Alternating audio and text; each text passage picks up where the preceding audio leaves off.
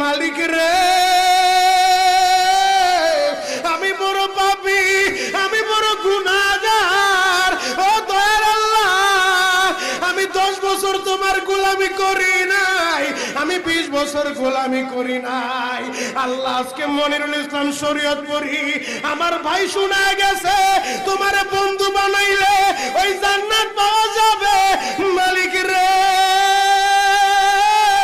তুমি আমারে দাও না মাফ কইরা। যুবক রে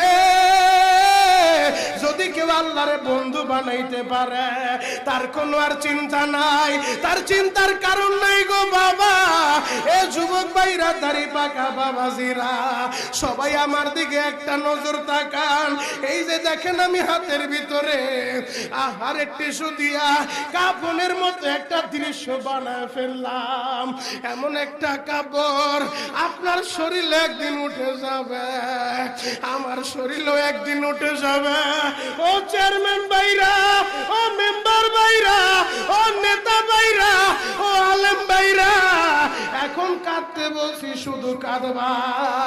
জীবনে কত জায়গায় আমরা গোসল করলাম, আহারে কক্সবাজার ঘুরতে যাইয়া সমুদ্রের ভিতরে গোসল করলা, কুয়াকাটায় ঘুরতে যাইয়া সমুদ্রে গোসল করলা, এই যে মাদ্রাসার পুকুরটা ভরাট করছে।